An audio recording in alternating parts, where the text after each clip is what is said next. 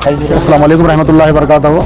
अभी हम अली जनाब अलहाज नक़ीब मिल्लत बैरिस्टर असदुद्दीन अवैसी साहब की हिदायत पर बसवा कल्याण पहुँचे हैं। यहाँ के मुक़ामी सदर फ़िरोज़ साहब और जमात के तमाम साथी और बीदर सिटी मजलिस के सदर मिर्ज़ा सफ़ीउल्लाह बेग, बीदर डिस्ट्रिक्ट सेक्रेटरी साजिद सजुल आला, Bidar district youth president Hafeez Qureshi के साथ यहाँ पे एक अफसोसनाक वाक़या पेश आया था। इससे एक दिन पहले हमारी एक बहन रेशमा शेख का मर्डर हुआ, उसके घर में घुसकर। बड़ा अफसोसनाक वाक़या है।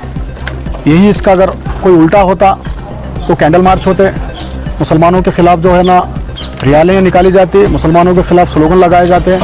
मुक़ामी इंतज़ामिया यहाँ का खामोश बैठा हुआ है। उसी दिन जिस दिन मर्डर हुआ उसी दिन दो रियासती वज़ीर यहाँ पर इफ्तार पार्टी में मौजूद थे। वो लोग यहाँ पर इस गरीब के घर को आना भी मुनासिब नहीं समझे। उसी के साथ साथ मुक़ामी MLA शर्नू सरगल एक हफ़्ते के बाद यहाँ पर पहुँचते हैं। मैं इन पॉलिटिकल पार्टियों से पूछना चाहता हूँ, कांग्रेस के जो नुमाइंदे यहाँ पर इलेक्शन लड़े हैं वो कहाँ पर मौजूद है? MP सागर खंडरे वो कहाँ पर मौजूद हैं?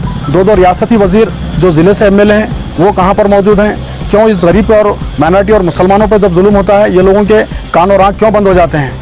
वो मुसलमानों से भी पूछना चाहता हूँ जो ईद के रोज़ शर्नू सरगल को अपने घर पर बुलाकर शीरखुरमा पिला रहे थे और बाज़ कह रहे थे, क्या वो मुसलमानों के जहनों में, उनके दिलों में जंग लग चुका है?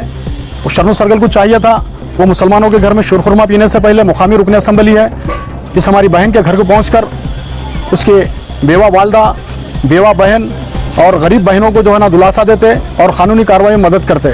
एक हफ़्ता होता है कि पहुंचने के लिए यहाँ पर 15 किलोमीटर दूर पर एक हमारे गैर मुसलमान के घर में हादसा होता है तो मिनिस्टर भी पहुंचते हैं, MP साहब भी पहुंचते हैं।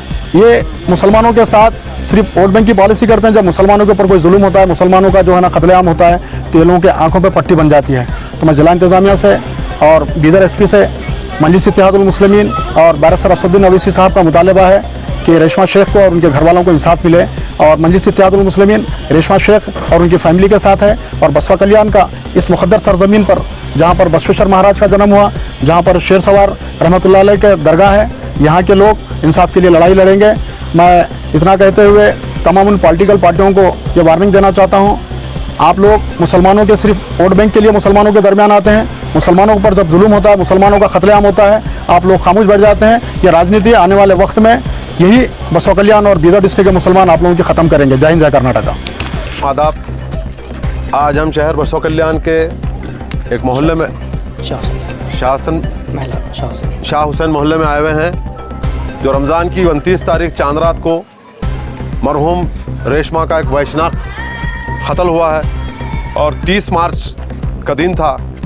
लेकिन मुझे बड़े अफसोस के साथ कहना पड़ रहा है कि यहाँ के लोकल मुक़ामी MLA को जब वोट का मसला, किसी सियासी मसला होता है तो फौरी राब्ते में होते हैं और मोहतरमा का ख़त्ल होता है तो उनको आने के लिए एक हफ़्ता लग जाता है। और घर में घुस के जो मारने वाले लोग हैं, हमने उनकी मोहतरमा के विरसाओं से, उनकी बहन से, उनकी वालदा से हमने बातचीत की तो हमें ऐसा लगा कि इस मोहतरमा के फ़ोटो देखने के बाद में कि मोहतरमा को एक आदमी नहीं मार सकता है, साजिश के तहत इनका कत्ल किया गया है। और हमें तो ऐसी भी इतलात मिली है यहाँ के इनकी वालदा और इनके बहनों से बात करने के बाद के CMC की गाड़ी में बैठकर 5 लोग आके मार के गए हैं, ये इतलात मिल रही है। लेकिन मैं कर्नाटका स्टेट के म्यूनसिपल एडमिनिस्ट्रेटिव वज़ीर मिस्टर रहीम खान साहब और हमारे ज़िले के इंचार्ज वज़ीर जनाब ईश्वर खंडरे साहब और हमारे मेंबर ऑफ पार्लियामेंट नौजवान जो मुसलमानों के वोट लेकर दिल्ली की पार्लियामेंट में पहुंचते हैं, सागर खंडरे साहब, मैं उनसे मुतालबा करता हूं कि आप कहीं पर और कत्ल होता है तो आप जाके 5-5, 6-6 लाख रुपए देकर उनके मकानों पर उनकी अयादत करने पहुँचते हैं। क्यों आज इस गरीब और यतीम लड़की के घर पे तुम पहुंच नहीं सके? क्या तुम यही दिन देखने के लिए तुमको वोट दिए गए? मैं पूछना चाहता हूँ, कहाँ है विजय सिंह जो तुम मुसलमानों के बल पे आके मुसलमानों के 80% वोट लेकर तुमने इंतखाबात लड़े यहाँ पे? कहाँ तुमको आज कोई गरीब की बच्ची याद नहीं आ रही है? मैं पूछना चाहता हूँ इन लोगों से, क्या तुम कब तक वोट बैंक की राजनीति करेंगे? तुम कब तक वोट बैंक की सियासत करेंगे? अरे तुमको तो मुसलमान हर टाइम तुमको वोट दिया है,